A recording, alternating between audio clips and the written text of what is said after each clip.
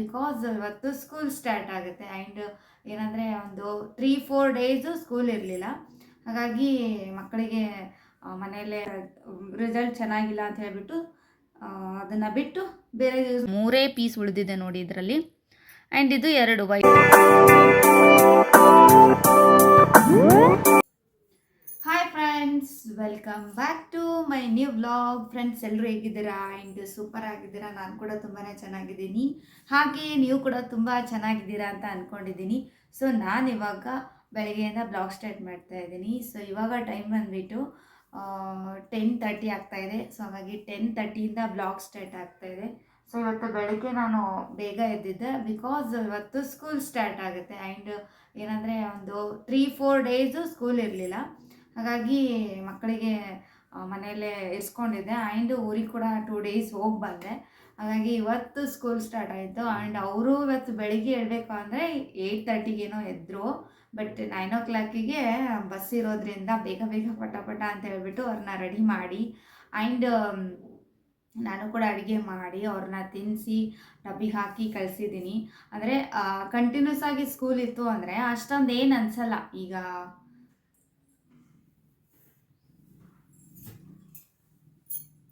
ಸ್ವಲ್ಪ ಬೆಳಕಬೇಕಾಗಿತ್ತು, ಹಾಗಾಗಿ ವಿಂಡೋಸ್ ತೆಗೆದೆ. ಗಾಳಿ ಮಾತ್ರ ಚೆನ್ನಾಗಿ ಬರ್ತಾ ಇದೆ. ಆ್ಯಂಡ್ ಅಂದರೆ ಅಷ್ಟೊಂದು ಸ್ಪೀಡ್ ಏನಲ್ಲ, ಬಟ್ ಲೈಟಾಗಿ ತುಂಬ ಚೆನ್ನಾಗಿ ಬರ್ತಾಯಿತ್ತು. ಹಾಗಾಗಿ ವಿಂಡೋಸ್ ತೆಗೆದೆ. ಆ್ಯಂಡ್ ಅವ್ರನ್ನ ಬೆಳಗ್ಗೆ ಇಳಿಸ್ಬೇಕಾದ್ರೆ ರಾಮಾಯಣ ಮಹಾಭಾರತ ಆಯಿತು ಇವತ್ತಂತೂ. ಯಾಕಂದರೆ 3-4 ಡೇಸಿಂದ ಸ್ಕೂಲ್ ಸುಟಿ ಇರೋದ್ರಿಂದ ಅವರು ಬೇಗ ಇವತ್ತು ಎದ್ದೇ ಇಲ್ಲ. ಅಂದರೆ ಒಂದು 3 ಡೇಸು 9 o'clock ಆ್ಯಂಡ್ 10 o'clock ತನಕ ಮಲ್ಕೊಂಡಿದ್ದಾರೆ. ಅಂದರೆ ಸೂಟಿ ಇರುತ್ತಲ್ಲ, ಬೇಗ ಇದೇನು ಮಾಡೋದು ಅಂತ ಹೇಳ್ಬಿಟ್ಟು ನಾನು ಅವ್ರನ್ನ ಮಲಗಿಸಿದ್ದೆ. ಅದಾದಮೇಲೆ ಇವತ್ತು ಹೇಳಿಸ್ಬೇಕಾದ್ರೆ ಹೇಳಿ ಅಂತ ಇದ್ದೀನಿ, ಹೇಳ್ತಾನೇ ಇಲ್ಲ. ಟೈಮ್ ಬೇರೆ ಜಾಸ್ತಿ ಆಗಿಬಿಟ್ಟಿದೆ. ಆ್ಯಂಡ್ ಇವಾಗ ನಾನು ಕೂಡ ತುಂಬ ಲೇಟ್ ಮಾಡಿನೇ ಎದ್ದಿದ್ದೀನಿ. ಎದ್ದು ನಾನು ಅಡುಗೆ ಮಾಡ್ಕೋಬೇಕಲ್ಲ, ಹಾಗಾಗಿ ನಾನೊಂದು ಹಾಫ್ ಆನ್ ಅವರಲ್ಲಿ ಅಡುಗೆ ಮಾಡಿಕೊಂಡೆ. ಅವ್ರನ್ನ ಹೇಳಿಸ್ಬಿಟ್ಟು ಅವ್ರನ್ನ ಕೂಡ ಸ್ನಾನಕ್ಕೆ ಕಳಿಸ್ಬಿಟ್ಟಿದ್ದೆ. ಆ್ಯಂಡ್ ಅವರೇ ಇವಾಗ ಸ್ನಾನನ ಅವರೇ ಮಾಡ್ಕೋತಾರೆ. ಮೊದಲೆಲ್ಲ ನಾನೇ ಮಾಡಿಸ್ತಿದ್ದೆ. ಆ್ಯಂಡ್ ಇವಾಗ ಅದರ ಅವಶ್ಯಕತೆ ಏನಿಲ್ಲ, ಬಟ್ ಅವರೇ ಮಾಡ್ಕೋತಾರೆ. ಇವಾಗ ಸ್ನಾನ ಆಗಿರ್ಬೋದು, ಡ್ರೆಸ್ ಆಗಿರ್ಬೋದು, ಅವ್ರದ್ದೇನು ವಸ್ತುಗಳಿದ್ದನೋ ಅವರೇ ಅವ್ರ ಬ್ಯಾಗಲ್ಲಿ ಇಟ್ಕೊಂಡ್ಬಿಡ್ತಾರೆ. ಅಷ್ಟು ಸ್ವಲ್ಪ ನನಗೆ ಕೆಲಸ ಕಡಿಮೆ ಆಗಿಬಿಟ್ಟಿದೆ ಅಂತ ಹೇಳ್ಬೋದು. ಆ್ಯಂಡ್ ಅವ್ರನ್ನ ರೆಡಿ ಮಾಡಿ ಕಳಿಸೋಷ್ಟೊತ್ತಿಗೆ ಸಿಕ್ಕಾಪಟ್ಟೆ ಇವತ್ತಂತೂ ಹೆಡ್ಡೇಕು ಅಷ್ಟು ಬರ್ತಾಯಿತ್ತು. ಆ್ಯಂಡ್ ಅದ್ರ ಜೊತೆಗೆ ಏನಪ್ಪ ಅಂತಂದರೆ ಇವರು ಕೂಡ ಒಂದು 3-4 ಡೇಸು ಬೆಂಗಳೂರಿಗೆ ಹೋಗಿದ್ರು, ಮೀಟಿಂಗ್ ಇದೆ ಅಂತ ಹೇಳ್ಬಿಟ್ಟು ಆಫೀಸ್ ವರ್ಕ್ ಮೇಲೆ. ಆ್ಯಂಡ್ ಅವ್ರು ಇಲ್ಲದೆ ಇರುವಾಗ ಈ ಮಕ್ಕಳನ್ನು ಏನು ನಾವು ಮೇಂಟೈನ್ ಮಾಡೋದಿದೆಯಲ್ಲ ಸ್ವಲ್ಪ ಕಷ್ಟನೇ. ಯಾಕಂದರೆ ನಮ್ಮ ಅಮ್ಮ ಜಾಸ್ತಿ ಅವ್ರ ಪಪ್ಪನ ಜೊತೆನೇ ಟೈಮ್ ಸ್ಪೆಂಡ್ ಮಾಡ್ತಾಳೆ. ಬಟ್ ಇವನು ಆಗಲ್ಲ. 24 hours ಮಮ್ಮಿ ಕೂತರು ಮಮ್ಮಿ, ನಿಂತರು ಮಮ್ಮಿ, ಏನು ತೊಗೊಂಡ್ರು ಮಮ್ಮಿ, ತಿಂದರು ಮಮ್ಮಿ. ಹಾಗಾಗಿ ಒಂಥರ ಏನಾಗ್ಬಿಟ್ಟಿತ್ತು ಅಂದರೆ ನನಗೆ ಯಾವ ಕೆಲಸ ಮಾಡೋಕ್ಕೂ ಕೂಡ ಬಿಡ್ತಾನೆ ಇರಲಿಲ್ಲ. ಸೊ ಅದಕ್ಕೋಸ್ಕರ ಒಂದು 2 ಡೇಸು ಊರಿಗೆ ಹೋಗ್ಬಿಟ್ಟಿದ್ದೆ. ಅಲ್ಲಿ ಸ್ವಲ್ಪ ನನ್ನ ಬಿಟ್ಟು ಸ್ವಲ್ಪ ಹೊರಗಡೆ ಆಟ ಆಡಿದ್ದಾರೆ. ಅದನ್ನು ಏನು ಹೇಳಬೇಕು ಅಂದರೆ ಸರಿ ಹೋಗಿದ್ರು. ಅಲ್ಲಿ ನಮ್ಮ ಮನೆ ಬಾಜು ಕೂಡ ಸರಿ ಹೋಗ್ಬಿಟ್ಟಿದ್ರು. ಹಾಗಾಗಿ ಆವಾಗಲೂ ಅವ್ರು ಮನೆಯಲ್ಲೇ ಇದ್ದರು. ಆಟ ಆಡೋದಕ್ಕೆ ಅವ್ರಿಗೂ ಕೂಡ ಟೈಮೇ ಇರಲಿಲ್ಲ. ಮಕ್ಕಳಿಗೆ ಸ್ಕೂಲ್ ಬೇರೆ ರಜೆ ಇತ್ತಲ್ಲ. ಸೊ ಇಲ್ಲಿ ಹೆಂಗಂದರೆ ಬಾಲ್ವಾಟಿ ಕಟ್ಟು 4th standard ತನಕ ಸ್ಕೂಲಿಗೆ ಕಳಿಸಲ್ಲ. ಆ್ಯಂಡ್ ಮನೆಯಲ್ಲೇ ಇರಿಸ್ಕೋತಾರೆ. ಸ್ಕೂಲವರು ಕೂಡ ಚಿಕ್ಕ ಮಕ್ಕಳು ಇರ್ತಾರೆ, ಇನ್ನು ಅಷ್ಟು ಬೇಗ ಎಬ್ಬಿಸಿ ರೆಡಿ ಮಾಡಿಸಿ ಕಳಿಸಿ ಅವ್ರಿಗೆ ಬೇಡ ಅಂತ ಹೇಳ್ಬಿಟ್ಟು ಅಷ್ಟು ರಿಸ್ಕಲ್ಲಿ ಅವರಿಗೆ ಸ್ಕೂಲೇನು ಇಟ್ಟಿರಲಿಲ್ಲ. ಹಾಗಾಗಿ ಅದನ್ನು ಕೂಡ ರಜೆ ಇತ್ತಲ್ಲ, ಹಾಗಾಗಿ ಊರಿಗೆ ಹೋಗಿದ್ವಿ. 2 ಡೇಸ್ ಸಖತ್ತಾಗಿ ಎಂಜಾಯ್ ಮಾಡಿದ್ವಿ. ಅದಾದಮೇಲೆ ಬಂದ್ವಿ ಅಲ್ಲ, ಬಂದು ಮರುದಿನ ಇವತ್ತು ಸ್ಕೂಲಿಗೆ ಹೋಗಬೇಕು ಅಂದರೆ ಇಷ್ಟೆಲ್ಲ ಆಯಿತು ನೋಡಿ. ಬೆಳಿಗ್ಗೆ ಹೇಳ್ಬೇಕು ಅಂದರೆ ಅವರಿಗೆ ಒಂಥರ ಹಿಂಸೆ.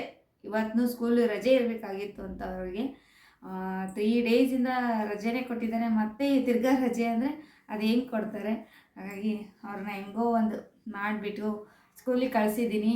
ಇನ್ನು ಸ್ಕೂಲಿಗೆ ಹೋಗಿದ್ದಾರೆ. ಬಟ್ ಇವಾಗ ನಾನು ಮನೆ ಕ್ಲೀನ್ ಮಾಡಬೇಕು. ಮನೆ ಅಂತೂ ಸಿಕ್ಕಾಪಟ್ಟೆ ಗಲೀಜಾಗಿಬಿಟ್ಟಿದೆ. ಸೊ ಇವಾಗ ಮನೆ ಕ್ಲೀನ್ ಮಾಡ್ತೀನಿ. ಹಾಗೆ ಇದುವರೆಗೂ ಯಾರೆಲ್ಲ ನಮ್ಮ ಚಾನಲನ್ನು ಸಬ್ಸ್ಕ್ರೈಬ್ ಮಾಡ್ಕೊಂಡಿಲ್ಲ ಅಂತಂದರೆ ಪ್ಲೀಸ್ ಸಬ್ಸ್ಕ್ರೈಬ್ ಮಾಡ್ಕೊಳ್ಳಿ. ಆ್ಯಂಡ್ ನೀವು ಸಬ್ಸ್ಕ್ರೈಬ್ ಮಾಡ್ಕೊಳ್ಳೋದ್ರಿಂದ ನನ್ನ ಪ್ರತಿಯೊಂದು ನೋಟಿಫಿಕೇಷನ್ ಫಸ್ಟ್ ನಿಮಗೆ ಬರುತ್ತೆ. Okay. So friends, last time ನನಗೆ ಒಬ್ಬರು ಕ್ವಶನ್ಸ್ ಕೇಳಿದರು. ಆ ಕ್ವಶನ್ಗೆ ಆನ್ಸರ್ ಮಾಡೋಣ ಅಂತ ಅಂದ್ಕೊಂಡಿದ್ದೇನೆ. ಬಟ್ ಏನಪ್ಪ ಅಂತಂದರೆ ನೀವು ಹೇರ್ಗೆ ಏನು ಅಪ್ಲೈ ಮಾಡ್ಕೋತೀರ, ಎಷ್ಟು ಚೆನ್ನಾಗಿದೆ ಆ್ಯಂಡ್ ಸ್ಮೂತ್ ಆ್ಯಂಡ್ ಸಿಲ್ಕಿ ಆಗಿದೆ ಅಂತ ಹೇಳಿಬಿಟ್ಟು ಕಮೆಂಟ್ ಮಾಡಿದರು. ಸೊ ಅವರಿಗೆ ಆನ್ಸರ್ ಮಾಡೋಣ ಅಂತ ಹೇಳ್ಬಿಟ್ಟು ಬಂದಿದ್ದೀನಿ. ಆ್ಯಂಡ್ ಇವತ್ತು ನಾನು ಫುಲ್ಲು ತಲೆಗೆ ಫಸ್ಟಿಗೆ ಅಂತಂದರೆ ಎಣ್ಣೆನ, ನೀವು ಯಾವ ಎಣ್ಣೆನ ಯೂಸ್ ಮಾಡ್ತೀರೋ ಫಸ್ಟ್ ಹೇಳಬೇಕು ಅಂದರೆ ಬೇಸಿಕ್ ನಾವು ಫಸ್ಟಿಗೆ ಪ್ರಿಪೇರ್ ಆಗಿರಬೇಕು. ಬೇಸಿಕ್ ಅಂತಂದರೆ ಈಗ ಮನೆಯಲ್ಲಿ ಏನು ರೆಮಿಡೀಸ್ಗಳು ಸಿಗುತ್ತೋ ಅದನ್ನು ಮೇಂಟೈನ್ ಮಾಡಬೇಕು. ಅದು ಮಾಡಿದ್ರೂ ನಿಮಗೆ ಅದು ರಿಸಲ್ಟ್ ಕೊಡಲಿಲ್ಲ ಅಂತಂದರೆ ಮಾತ್ರ ಡಾಕ್ಟರ್ ಕನ್ಸಲ್ಟನ್ನು ಮಾಡ್ಬೋದು. ಬಿಕಾಸ್ ಒಬ್ರೊಬ್ರದ್ದು ಸ್ಕಿನ್ನು ಒಂದೊಂದು ಥರ ಇರುತ್ತೆ. ಹಾಗಾಗಿ ಸೊ ನಾನು ಹೇಗೆ ನನ್ನ ಹೇರನ್ನು ನಾನು ಕೇರ್ ಮಾಡ್ತೀನೋ ಅದ್ರ ಮೇಲೆ ನಿಮಗೆ ಹೇಳ್ತೀನಿ. ಓಕೆ, ಸೊ ಫಸ್ಟಿಗೆ ನಾನು 1 ವೀಕಲ್ಲಿ ಏನು ಮಾಡ್ತೀನಿ ಅಂತಂದರೆ ಫಸ್ಟ್ ಡೇ ತಲೆ ಚೆನ್ನಾಗಿ ವಾಶ್ ಮಾಡ್ಕೋತೀನಿ. ಅದಾದಮೇಲೆ ಎಣ್ಣೆನ ಕಾಸಿ ಆರಿಸಿ ಚೆನ್ನಾಗಿ ಅಪ್ಲೈ ಮಾಡಿಕೊಂಡು ಮಸಾಜ್ ಮಾಡ್ಕೋತೀನಿ. ಓಕೆ, ನೀಟಾಗಿ ಮಸಾಜ್ ಮಾಡ್ಕೋತೀನಿ. ಆ್ಯಂಡ್ ಇವತ್ತು ಬೆಳಿಗ್ಗೆ ಕೂಡ ನಾನು ಅದನ್ನೇ ಮಾಡ್ಕೊಂಡಿರೋದು. ಹಾಗಾಗಿ ಫುಲ್ ಎಣ್ಣೆ ಎಲ್ಲ ಹಚ್ಕೊಂಡಿದ್ದೀನಿ. ಹಚ್ಕೊಂಡು ಚೆನ್ನಾಗಿ ಇಕ್ಕೊಂಡು ಆಮೇಲೆ ಮೇಲ್ಗಡೆ ತುರ್ಬ ಕಟ್ಕೊಂಡಿದ್ದೀನಿ. ಸೊ ಡಿಸ್ಟರ್ಬೆನ್ಸ್ ಆಗುತ್ತೆ, ಎಣ್ಣೆ ಎಲ್ಲ ಈ ಕಡೆ ಎಲ್ಲ ಹೋಗುತ್ತಲ್ಲ, ಹಾಗಾಗಿ ಸೊ ಮೇಲ್ಗಡೆ ಕಟ್ಕೊಂಡಿದ್ದೀನಿ. ಅಂದರೆ ಬೇಸಿಕ್ಲಿ ನಾನು ಎಣ್ಣೆನ ಯೂಸ್ ಮಾಡ್ತೀನಿ. ಅದು ಕಾಸಿ ಆರಿದ ಮೇಲೆ ಚೆನ್ನಾಗಿ ಹಚ್ಕೊಂಡು ಮಸಾಜ್ ಮಾಡ್ಕೊಳ್ತೀನಿ. ಅದಾದಮೇಲೆ ನಾನು ಒಂದು 3-4 ಅವರ್ಸ್ ಬಿಟ್ಬಿಟ್ಟು ಅದಾದಮೇಲೆ ವಾಶ್ ಮಾಡ್ಕೊಳ್ತೀನಿ. ಓಕೆ, ಬೆಳಗ್ಗೆ ಮಾರ್ನಿಂಗ್ ಹಚ್ಕೊಂಡು ಅಂತಂದರೆ ನೈಟು ವಾಶ್ ಮಾಡಿಕೊಂಡು ಚೆನ್ನಾಗಿ ಆರಿಸ್ಕೊಂಡು ಆಮೇಲೆ ಬಿಡ್ತೀನಿ. ಇನ್ನು ಬೆಳಗ್ಗೆ ವಾಶ್ ಮಾಡ್ಕೊಳ್ಳೋರು ಅಂತಂದರೆ ಈಗ 1 ಡೇ ಫುಲ್ ಹಚ್ಕೊಂಡು ಮಸಾಜ್ ಮಾಡಿಕೊಂಡು ಅಷ್ಟೇ ಬಿಟ್ಟು ಮಾರ್ನಿಂಗ್ ವಾಶ್ ಮಾಡಿಕೊಂಡು ಕೂಡ ನಡೆಯುತ್ತೆ, ಹಾಗೇನಿಲ್ಲ. ಬಟ್ ಅವಾಗ ವಾಶ್ ಮಾಡಿಕೊಂಡು ಒಂದು ಅರ್ಧ ಗಂಟೆ ತನಕ ನಾನು ಬಿಸಿಲಲ್ಲಿ ಚೆನ್ನಾಗಿ ಒಣಸ್ಕೋತೀನಿ. ಯಾಕಂದರೆ ನಮಗೆ ವಿಟಮಿನ್ ಡಿ ಸಿಗೋದ್ರಿಂದ ಬಿಸಿಲು ಕೂಡ ತುಂಬ ಅವಶ್ಯಕತೆ ಆಗಿರುತ್ತೆ ಹೇರ್ಗೆ. ಸೊ ಆ ಥರ ನಾನು ಹಚ್ಕೊಂಡಿರ್ತೀನಿ. ಆ್ಯಂಡ್ ಇನ್ನೊಂದು ಕೂಡ, ಕೆಲವೊಬ್ಬರು ಹಣಿಗೆಗಳನ್ನು ತುಂಬ ಏನು ಈಗ ಗ್ಯಾಪ್ ಇರುತ್ತಲ್ಲ ಹಲ್ಲುಗಳು, ಆ ಥರದ ಹಣಿಗಳನ್ನು ಯೂಸ್ ಮಾಡಬೇಕು. ಕೆಲವೊಬ್ರು ಏನು ಮಾಡ್ತಾರೆ ಅಂದರೆ ಸ್ವಲ್ಪ ಏನೋ ಸಣ್ಣದಿರುತ್ತಲ್ಲ ಏನೋ ಹೇಳ್ತೀವಿ ಹಲ್ಲುಗಳು ಸಣ್ಣದಿರುತ್ತಲ್ಲ, ಆ ಥರ ಹಣಿಗೆಗಳನ್ನು ಯೂಸ್ ಮಾಡಿದ್ರೆ ಹೇರ್ ಫಾಲ್ ತುಂಬ ಜಾಸ್ತಿನೇ ಆಗುತ್ತೆ, ಹೇರ್ ಕಿತ್ತೋಗುತ್ತೆ. ಆ್ಯಂಡ್ ಹೇರು ನಾವೇನು ಮಾಡ್ತೀವಿ ಸ್ಮೂತಾಗಿ ಇಕ್ಕೊಳ್ಳಲ್ಲ, ಪರ ಅಂತ ಹೇಳ್ಬಿಟ್ಟು ಇಕ್ಕೊಂಡಿರ್ತೀವಿ. ಅದು ಅಷ್ಟೊಂದೇನು ಸ್ಟ್ರಾಂಗ್ ಇರಲ್ಲ ಹೇರ್. ಸೊ ಆ ಥರ ನಾವು ನಮ್ಮ ಶಕ್ತಿ ಎಷ್ಟಿದೆ ಅಷ್ಟು ಇಕ್ಕೊಳ್ಳೋಷ್ಟು ಅಷ್ಟೇನು ಸ್ಟ್ರಾಂಗ್ ಇರಲ್ಲ. ಬಟ್ ನಾವು ನೋಡ್ಕೊಂಡೇ ಇಕ್ಕೊಳ್ಬೇಕಾಗುತ್ತೆ. ಇನ್ನು ಹಲ್ಲುಗಳು ಸ್ವಲ್ಪ ದೂರ ಬಿಡಿ ಇರುತ್ತಲ್ಲ, ಆ ಥರದ ಹಣಿಗೆಗಳನ್ನು ಯೂಸ್ ಮಾಡಿ. ಅದರಿಂದ ನಿಮ್ಮ ಹೇರ್ ಫಾಲ್ ಆಗಿರ್ಬೋದು, ಡ್ಯಾಂಡ್ರಫ್ ಆಗಿರ್ಬೋದು, ಇನ್ಮೇಲೆ ನಿಮ್ಮ ಸ್ಕಿನ್ ಕೂಡ ತುಂಬ ಚೆನ್ನಾಗಾಗುತ್ತೆ. ಆ್ಯಂಡ್ ಒಳಗಡೆ ಹೇರ್ ಗ್ರೋ ಆಗೋದಕ್ಕೆ ಎಷ್ಟು ಸಪೋರ್ಟ್ ಮಾಡಬೇಕು ಅಷ್ಟು ಸಪೋರ್ಟ್ ಮಾಡುತ್ತೆ. ಓಕೆನಾ? ಸೊ ಹಣಿಗೆ ಕೂಡ ತುಂಬಾ ಇಂಪಾರ್ಟೆಂಟ್ ಆಗುತ್ತೆ. ಅದಾದಮೇಲೆ ವಾಶ್ ಮಾಡುವಾಗ ನೀವು ಯಾವ ಶಾಂಪೂನ ಯೂಸ್ ಮಾಡ್ತೀರಾ? ಸೊ ನಾವು ಏನು ಮಾಡ್ತೀವಿ ಅಂತಂದರೆ, ಇವಾಗ ಒಂದು ಶಾಂಪು ಯೂಸ್ ಮಾಡ್ತೀವಿ ಅಂದರೆ ಕ್ಲಿನಿಕ್ ಅಂತ ತೊಗೊಳ್ಳಿ. ಕ್ಲಿನಿಕ್ ಶಾಂಪು ಯೂಸ್ ಮಾಡ್ತೀವಿ ಅಂತಂದರೆ, ಬಟ್ ನಾವು ರೆಗ್ಯುಲರ್ ಅದೇ ಶಾಂಪೂನ ಯೂಸ್ ಮಾಡಬೇಕು. ಇವಾಗ ಈ ಮಂತು ಇದು, ಬೇರೆ ಮಂತು ಬೇರೆ ಶಾಂಪು ಯೂಸ್ ಮಾಡೋದು, ಆಮೇಲೆ ಯಾರೋ ಹೇಳ್ತಾರೆ ಅಂತ ಹೇಳ್ಬಿಟ್ಟು ಅದು ರೆಮಿಡೀಸನ್ನ ನಾವು ಟ್ರೈ ಮಾಡೋದು, ಈ ಥರ ಮಾಡೋಕ್ಕೆ ಹೋಗಬಾರ್ದು. ಬಿಕಾಸ್ ಅದರಿಂದ ಹೇರ್ ಫಾಲ್ ಆಗೋದಂತೂ ಗ್ಯಾರಂಟಿ. ಯಾಕಂದರೆ ಒಂದು ಶಾಂಪು ಯೂಸ್ ಮಾಡ್ತೀವಿ ಅಂತಂದರೆ ಅದು ಲಾಂಗ್ ಟೈಮ್ ಆಗಿರಬೇಕು. ಒಂದು 6 ಮಂತ್ ತನಕನೂ ನಾವು ಅದನ್ನೇ ಯೂಸ್ ಮಾಡಬೇಕು. ಅದಾದಮೇಲೆ ನಮಗೆ ರಿಸಲ್ಟ್ ಗೊತ್ತಿಲ್ಲ ಅಂತಂದರೆ ಮಾತ್ರ ಅದು ಬೇರೆದನ್ನು ಯೂಸ್ ಮಾಡ್ಬೋದು. ಸೊ ನಮಗೆ ಯಾವುದೇ ಪ್ರಾಡಕ್ಟ್ ಯೂಸ್ ಮಾಡಿದ್ರೂ ಆಫ್ಟರ್ 6 ಮಂತ್ ಆದಮೇಲೆ ರಿಸಲ್ಟ್ ಬರ್ತಾ ಹೋಗುತ್ತೆ. ಆ ಬರೋ ಟೈಮ್ನಲ್ಲೇ ನಾವೇನು ಮಾಡ್ತೀವಿ, ರಿಸಲ್ಟ್ ಚೆನ್ನಾಗಿಲ್ಲ ಅಂತ ಹೇಳ್ಬಿಟ್ಟು ಅದನ್ನು ಬಿಟ್ಟು ಬೇರೆ ಯೂಸ್ ಮಾಡ್ಕೊಳ್ಳೋದಕ್ಕೆ ಹೋಗ್ತೀವಿ. ಅವಾಗ ಏನಾಗುತ್ತೆ, ಇದೂ ಬರಲ್ಲ ಆ್ಯಂಡ್ ಅದನ್ನು ಕೂಡ ಆಗಲ್ಲ. ಸೊ ಆ ಥರ ಆದಾಗ ನಿಮ್ಮ ಹೇರು ಡ್ಯಾಂಡ್ರಫ್ ಆಗುತ್ತೆ ಆ್ಯಂಡ್ ಹೇರ್ ಕಿತ್ತೋಗುತ್ತೆ. ಆ್ಯಂಡ್ ಏನಂದರೆ ಹೇರು ಈಗ ಲೆಂತಿ ಜಾಸ್ತಿ ಇದೆ ಅಂತಂದರೆ ಮಿಡಲಲ್ಲಿ ಕಟ್ ಆಗ್ತಾ ಇರುತ್ತೆ. ಸೊ ಈ ಥರ ಆಗ್ತಾ ಇರುತ್ತೆ, ತನ್ನ ಸತ್ವವನ್ನೇ ಹೇರು ಕಳ್ಕೊಳ್ಳುತ್ತೆ. ಸೊ ಈ ಥರ ಆಗುತ್ತೆ. ಆ್ಯಂಡ್ ಆ ಥರ ಮಾಡೋಕ್ಕೆ ಹೋಗಬೇಡಿ. ಸೊ ನಾನು ಏನು ಹೇಳ್ತೀನೋ ಅದು ಒಂದೇ ರೆಮಿಡೀಸನ್ನು ನೀವು ಟ್ರೈ ಮಾಡಿ. ಓಕೆ, ನಾನು ಬಳಸುವಂಥ ಶಾಂಪೂ ಬಂದುಬಿಟ್ಟು ಹೆಡ್ ಆ್ಯಂಡ್ ಶೋಲ್ಡರ್ ಬಳಸ್ತೀನಿ. ಇದರಲ್ಲಿ ಹಲವಾರು ರೀತಿಯಾದಂಥದ್ದಿದೆ.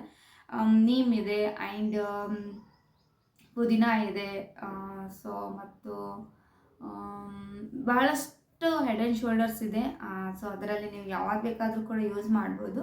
ನಾನು ಎಲ್ಲನೂ ಟ್ರೈ ಮಾಡಿದ್ದೀನಿ. ಸೊ ನನಗೆ ಎಲ್ಲನೂ ಚೆನ್ನಾಗಿ ರಿಸಲ್ಟ್ ಕೊಟ್ಟಿದೆ.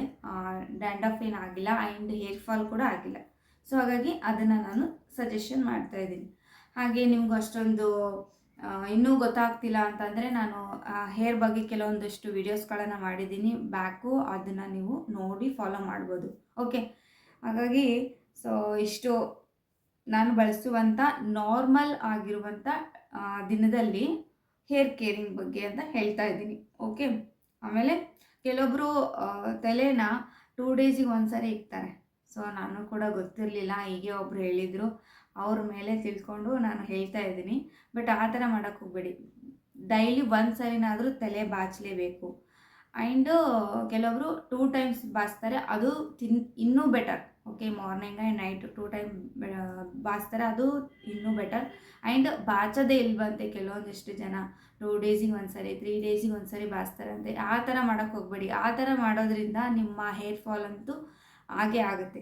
ಓಕೆ, ಇನ್ನು ತಲೆ ವಾಶು ಯಾವ ರೀತಿ ಮಾಡ್ಕೋಬೇಕು ವಾರದಲ್ಲಿ ಅಂತಂದರೆ, ವಾರದಲ್ಲಿ 2 ಸರಿ ನಾವು ತಲೆ ವಾಶನ್ನು ಮಾಡ್ಕೋಬೇಕು. ಎಷ್ಟು ಅಂತಂದರೆ 4 ದಿನಕ್ಕೆ ಒಂದೊಂದು ಸಾರಿ ತಲೆ ವಾಶನ್ನು ಮಾಡ್ಕೋಬೇಕು. ಓಕೆ, ಮಂಡೇ, ಟ್ಯೂಸ್ಡೇ, ವೆನ್ಸ್ಡೇ ಬಿಟ್ಟು ಥರ್ಸ್ಡೇ ಮಾಡಿಕೊಂಡ್ರೆ ಅದಾದಮೇಲೆ ಫ್ರೈಡೇ, ಆಮೇಲೆ ಸ್ಯಾಟರ್ಡೇ, ಸೊ 4 ದಿನಗಳ ಗ್ಯಾಪ್ ಇಟ್ಕೊಂಡು ನೀವು ತಲೆ ಸ್ನಾನನ ಮಾಡ್ಕೊಳ್ಳಿ. ಸೊ ಈ ಥರ ಮಾಡ್ಕೊಳ್ಳೋದ್ರಿಂದ ಹೇರು ಚೆನ್ನಾಗಿ ಮೇಂಟೈನ್ ಆಗುತ್ತೆ. ಓಕೆ, ಸೊ ಈ ಥರ ಮೇಂಟೈನ್ ಮಾಡ್ಕೊಳ್ತಾ ಹೋದರೆ ನೀವು ಹೇರು ಗ್ರೋ ಆಗುತ್ತೆ, ಆಮೇಲೆ ಒಂದು ಗ್ರಿಪ್ ಅನ್ನೋದು ಸಿಗುತ್ತೆ. ಹಾಗಾಗಿ ಸೊ ನೀವೇ ತಿಳ್ಕೊಳ್ಳಿ. ಬೆಳಿಗ್ಗೆ ಊಟ ಮಾಡ್ತೀವಿ, ಮಧ್ಯೆ ಸಾಯಂಕಾಲ 1 o'clock ಊಟ ಮಾಡ್ತೀವಿ, ಆಮೇಲೆ ನೈಟು 9:30, ಕೆಲವೊಬ್ರು 9:30 ಊಟ ಮಾಡ್ತಾರೆ, ಕೆಲವೊಬ್ರು 8:30 ಊಟ ಮಾಡ್ತಾರೆ. ಓಕೆ, ಅವ್ರ ಟೈಮ್ ಟೇಬಲ್ ಇರುತ್ತೆ. ಆ ಊಟದಲ್ಲಿರುವಂಥ ಟೈಮ್ ಟೇಬಲನ್ನೇ ನಾವು ತಪ್ಪಿಸ್ಕೊಂಡ್ರೆ ಏನಾಗುತ್ತೆ, ಬಾಡಿಯಲ್ಲಿ ತುಂಬ ವ್ಯತ್ಯಾಸ ಆಗುತ್ತೆ. ಕೆಲವರಿಗೆ ಏನು ಹೇಳ್ತೀವಿ, ಪಿತ್ತ ಆಗುತ್ತೆ, ಆ್ಯಂಡ್ ಡೈಜೆಷನ್ ಚೆನ್ನಾಗಾಗಲ್ಲ, ಬಾಡಿ ಸಪೋರ್ಟ್ ಮಾಡಲ್ಲ, ಆ್ಯಂಡ್ ಸ್ಟಮಕ್ ಪೇನ್ ಬರುತ್ತೆ, ಆಮೇಲೆ ನಿಮ್ಮ ಸ್ಕಿನ್ ಕೂಡ ಹಾಳಾಗುತ್ತೆ. ಈ ಥರ ಫುಡ್ಡು ಕೂಡ ನಾವು ಡಿಲೇ ಮಾಡ್ತಾ ತಿಂತಾ ಹೋದರೆ ಆ ಥರ ಆಗೋದ್ರಿಂದ ನಮ್ಮ ಸ್ಕಿನ್ ಕೂಡ ಚೆನ್ನಾಗಾಗಲ್ಲ. ಸೊ ಅಲ್ಲಿ ನಮಗೆ ಎಷ್ಟು ಎಫೆಕ್ಟ್ ಆಗುತ್ತೋ ಅದನ್ನೇ ನಮ್ಮ ಹೇರ್ಗೂ ಕೂಡ ಎಫೆಕ್ಟ್ ಆಗುತ್ತೆ. ಸೊ ಆ ಥರ ಹೇಳ್ತಾ ಇದ್ದೀನಿ. ನಾವೊಂದು ರೂಟಲ್ಲಿ ಹೋಗ್ತಾ ಇದ್ದೀವಿ ಅಂತಂದರೆ ಆ ರೂಟ್ ನಾವು ಕರೆಕ್ಟಾಗಿ ಮೇಂಟೈನ್ ಮಾಡಬೇಕು. ಆವಾಗ ನಮಗೆ ಕರೆಕ್ಟಾಗಿ ಏನಾಗುತ್ತೆ ಅಂದರೆ ರಿಸಲ್ಟು ಬಂದೇ ಬರುತ್ತೆ. ಇದು ನ್ಯಾಚುರಲ್ ಆಗಿ ಮನೆಯಲ್ಲೇ ಮಾಡಿಕೊಳ್ಳುವಂತಹ ಏನು ಹೇರ್ ಕೇರ್. ಓಕೆ, ಇದಿಷ್ಟು ಮಾಡ್ಕೊಂಡು ನೋಡಿ. ನೀವು ಯಾವ ಡಾಕ್ಟರ್ ಹತ್ರ ಹೋಗೋ ಅವಶ್ಯಕತೆ ಇಲ್ಲ, ಯಾರ್ದು ಕೂಡ ಕೇಳಿ ನೀವು ಹೇರ್ ಬಗ್ಗೆ ಸೊ ಇದನ್ನ ಹಚ್ಕೋಬೇಕಾ ಅಂತ ಹೇಳಿಬಿಟ್ಟು ಕೇಳೋ ಅವಶ್ಯಕತೆ ಇಲ್ಲ. ಯಾಕಂದರೆ ಬೇಸಿಕ್ನೇ ನಾವು ಚೆನ್ನಾಗಿ ಫಾಲೋ ಮಾಡಲಿಲ್ಲ ಅಂತಂದರೆ ಯಾವುದು ಪ್ರಾಡಕ್ಟ್ ಕೂಡ ನಮಗೆ ಹೆಲ್ಪ್ ಮಾಡಲ್ಲ.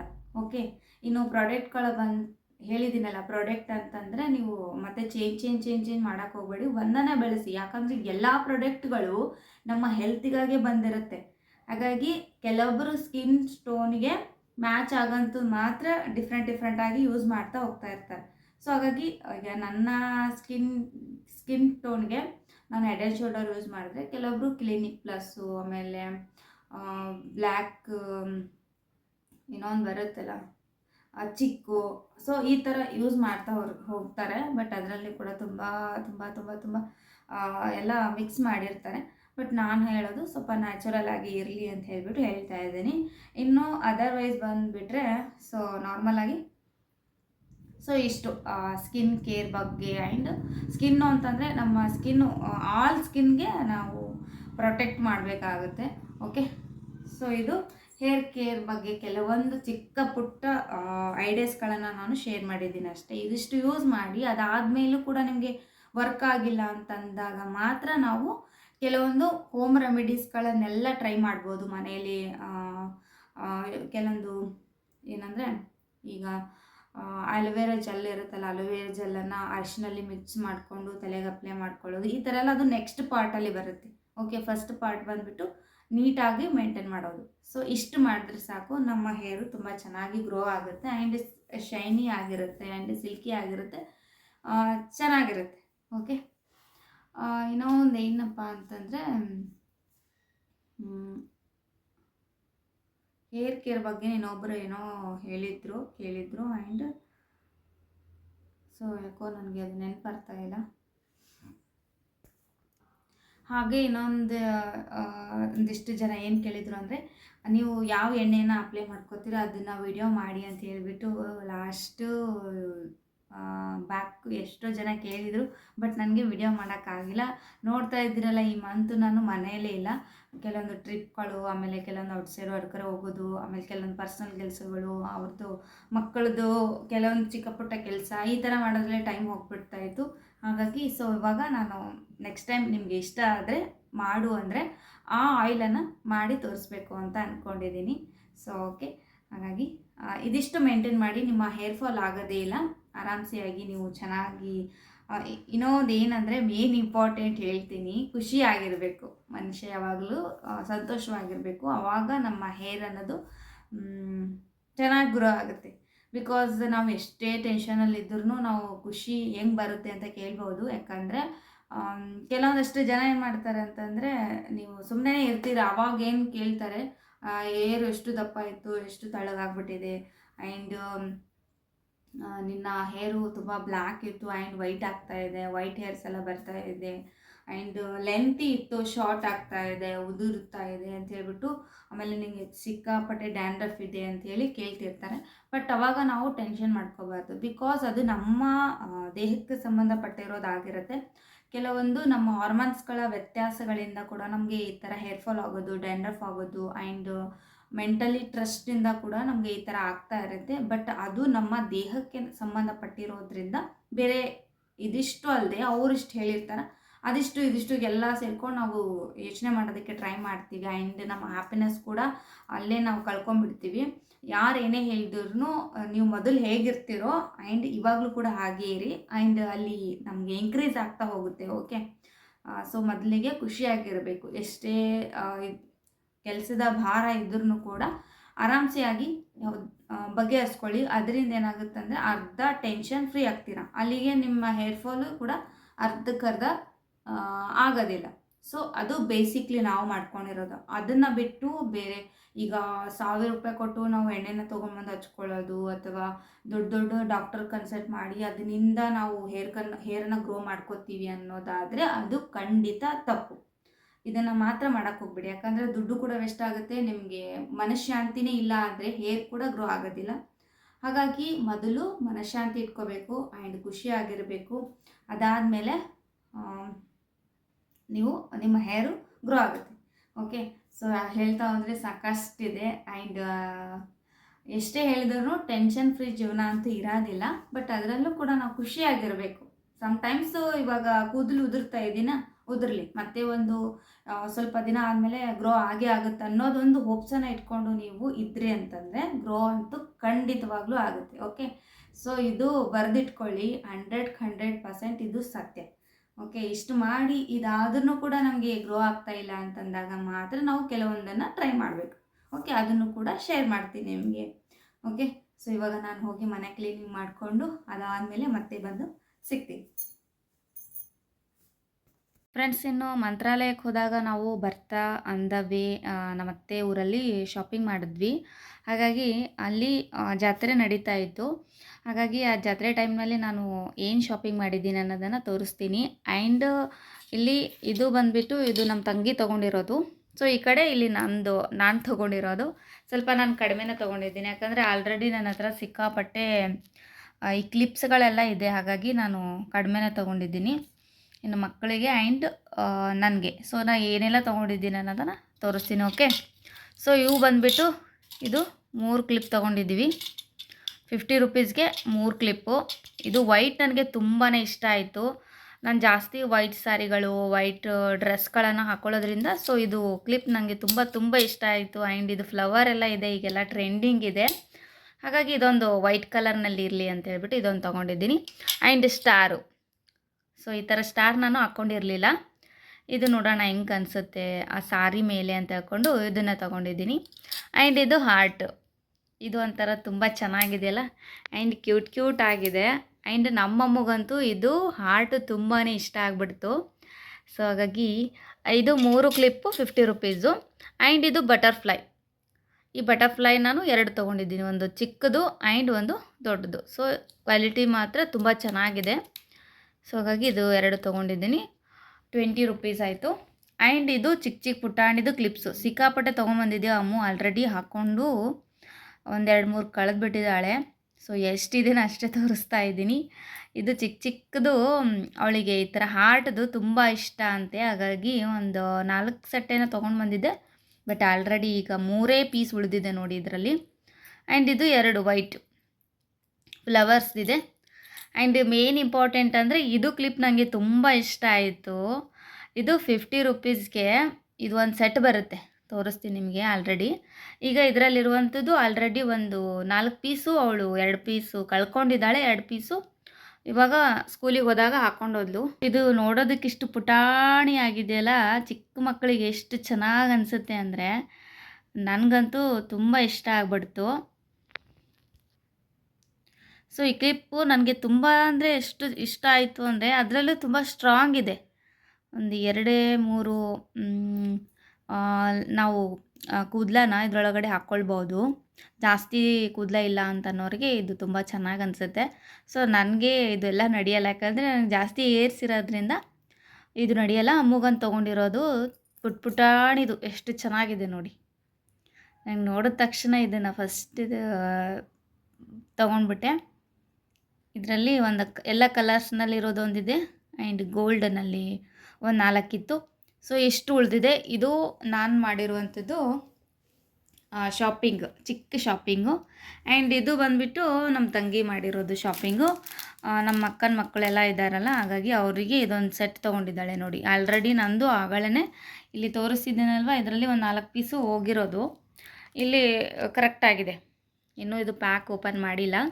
ಆ್ಯಂಡ್ ಇದು ಬಟರ್ಫ್ಲೈ ಬಂದುಬಿಟ್ಟು ಆಲ್ ಕಲರ್ಸು ಒಂದೊಂದೊಂದೊಂದು ತೊಗೊಂಡಿದ್ದೀವಿ. ಬಟ್ ಇಲ್ಲಿ ಸೇಮ್ ಕಲರ್ ಇತ್ತು. ಇಲ್ಲಿ ಬ್ಲ್ಯಾಕ್ ಇತ್ತು ಆ್ಯಂಡ್ ಇಲ್ಲಿ ಬ್ಲ್ಯಾಕ್ ಇತ್ತು. ಇಲ್ಲಿ 2 ವೈಟು ಆ್ಯಂಡ್ ಇಲ್ಲಿ 2 ಪಿಂಕ್ ಈ ಥರ ಇತ್ತು. ನಾವು ಏನು ಮಾಡಿದ್ದೀವಿ ಅಂದರೆ ಚೇಂಜ್ ಮಾಡ್ಕೊಂಡಿದ್ದೀವಿ, ಒಂದೊಂದೊಂದೊಂದು ಹಾಕ್ಕೊಳ್ಬೋದು ಅಂತ ಹೇಳ್ಬಿಟ್ಟು. ಸೊ ಈ ಥರ ಎಲ್ಲ ಕಲರ್ನಲ್ಲಿ ಒಂದು 6 ಇದೆ. ಇದು ಕೂಡ 50 ರುಪೀಸ್ಗೇನೋ ತೊಗೊಂಡಿರೋದು. ಬಟ್ ಇದು ಪುಟಾಣಿದು ಕ್ಲಿಪ್ಪು. ಈ ಥರದ ಕ್ಲಿಪ್ಪು ನಮಗೆ ತುಂಬಾ ಇಷ್ಟ. ಮಕ್ಕಳಿಗಂತೂ ಇಷ್ಟು ಚೆನ್ನಾಗಿ ಅನಿಸುತ್ತೆ. ಸೊ ಇದು ಬಂದುಬಿಟ್ಟು 10 ರುಪೀಸ್ಗೇನೋ ತೊಗೊಂಡಿದ್ದೀವಿ. ಯಾಕಂದರೆ ಮಕ್ಕಳು ಜಾಸ್ತಿ ಕಳ್ಕೊಳ್ತಿರ್ತಾರೆ, ನಾವು ಅಷ್ಟು ಹೆವಿ ಅಮೌಂಟ್ ಕೊಟ್ಟು ಇಸ್ಕೊಡ್ಬಾರ್ದು. ಹಾಗಾಗಿ ಇಷ್ಟೇ ಕಡಿಮೆ ರೇಟಲ್ಲಿ ತೊಗೊಂಡಿದ್ದೀವಿ. ಇದೊಂದು ಫ್ಲವರ್ಸ್ದು ಆ್ಯಂಡ್ ಇದು 2 ಸೆಟ್ಟು. ಆ್ಯಂಡ್ ಇದು ಕ್ಲಿಪ್ ಬಂದುಬಿಟ್ಟು ಇಲ್ಲಿ 3 ಇದೆ ನೋಡಿ. ಸೇಮ್ ತೊಗೊಂಡಿದ್ದೀವಿ. ನಾನಲ್ಲಿ ವೈಟ್ ಕಲರ್ ತೊಗೊಂಡಿದ್ದೀನಿ. ಇದು ಫ್ಲವರ್ದು, ಇದು ಬ್ಲ್ಯಾಕ್ ಕಲರ್ನಲ್ಲಿದೆ. ಇದು 3 ಪೀಸ್ ಇದೆಯಲ್ಲ, 50 rupees. Star, heart and flower. So ಇಷ್ಟು ಶಾಪಿಂಗ್ ಆಯಿತು. ಚಿಕ್ಕ ಶಾಪಿಂಗು. ಆಲ್ರೆಡಿ ತುಂಬ ನಾವು ಹೊರ್ಗಡೆ ಹೋದಾಗ ಅದು ಇದು ತೊಗೊಳ್ತಾನೆ ಇರ್ತೀವಿ, ಹಾಗಾಗಿ ಇಷ್ಟೇ ಅಂತ ಆಗಲ್ಲ. ಬಟ್ ಕಡಿಮೆ ಆದ್ರೂ ಕೂಡ ಅವಾಗವಾಗ ಹೋದಾಗ ಎಷ್ಟು ಪರ್ಚೇಸ್ ಮಾಡಿರ್ತೀವೋ ಗೊತ್ತಿಲ್ಲ. ಇಷ್ಟು ಸದ್ಯಕ್ಕಂತೂ ಇಷ್ಟು ಮಾಡಿದ್ದೀವಿ. ಸೊ ಇದನ್ನು ತೋರಿಸಿದ್ದೀನಿ ಆಲ್ರೆಡಿ. ಹಾಗೆ ರಾಘವೇಂದ್ರ ಮಠಕ್ಕೆ ಹೋದಾಗ ಅಲ್ಲಿ ಕೂಡ ಒಂದು ಫೋಟೋನ ತಗೊಂಡಿದ್ವಿ. ಆ ಫೋಟೋ ಕೂಡ ತೋರಿಸ್ತೀನಿ, ನಾನು ಕ್ಲಿಪ್ಪಲ್ಲಿ ಹಾಕಿರ್ತೀನಿ ನೋಡಿ. ಅದು ಫೋಟೋ ಆ್ಯಂಡ್ ಇದು ಏನು ಮನೇಲಿರಬೇಕಂತೆ ಯಂತ್ರ, ಅಲ್ಲಿ ಲಕ್ಷ್ಮೀ ದೇವಸ್ಥಾನದಲ್ಲಿ ಹೋದಾಗ ಕೊಟ್ಟಿರೋದವರು. ಸೊ ಅದೊಂದು ಫೋಟೋಸನ್ನು ಅಲ್ಲಿ ತೊಗೊಂಡಿರೋದು. ಅದು ಬಿಟ್ಟರೆ ಬೇರೆ ಏನು ಶಾಪಿಂಗ್ ಮಾಡಿಲ್ಲ. ಇದು ನಮ್ಮದು ಲೈಟ್ ಶಾಪಿಂಗು. ಆ್ಯಂಡ್ ಹೇಗಿದೆ ಶಾಪಿಂಗ್? ಚಿಕ್ಕ ಶಾಪಿಂಗು, ಬಟ್ ಆದರೂ ತುಂಬ ಚೆನ್ನಾಗಿದೆ. ಹಾಗೆ ನಾನು ಹೊಸದೆಲ್ಲ ಏನೆಲ್ಲ ತೊಗೊಳ್ತೀನಿ ಅದನ್ನೆಲ್ಲ ಶೇರ್ ಮಾಡ್ತಾ ಹೋಗ್ತೀನಿ. ಸೊ ನಿಮ್ಮ ಮಕ್ಕಳಿಗೂ ಕೂಡ ಒಂದು ಐಡಿಯಾ ಬರುತ್ತೆ, ಯಾವ ಕ್ಲಿಪ್ ತೊಗೋಬೇಕು, ಎಷ್ಟು ಅಮೌಂಟ್ ಇರುತ್ತೆ, ನಾವು ಎಲ್ಲಿ ತೊಗೊಳ್ಬೇಕು ಅನ್ನೋದೊಂದು ಐಡಿಯಾಸ್ ಇರುತ್ತೆ. ಹಾಗಾಗಿ ಶೇರ್ ಮಾಡ್ತಾಯಿದ್ದೀನಿ. ಸೊ ಗಾಯ್ಸ್, ಇವತ್ತಿನ ಬ್ಲಾಗ್ ಇಲ್ಲಿಗೆ ಎಂಡ್ ಮಾಡ್ತಾಯಿದ್ದೀನಿ. ನಾಳೆ ಇನ್ನೊಂದು ಹೊಸ ಬ್ಲಾಗೊಂದಿಗೆ ಮತ್ತೆ ಸಿಗ್ತೀನಿ. ಅಲ್ಲಿವರೆಗೂ ಟೇಕ್ ಕೇರ್, ಬಾಯ್.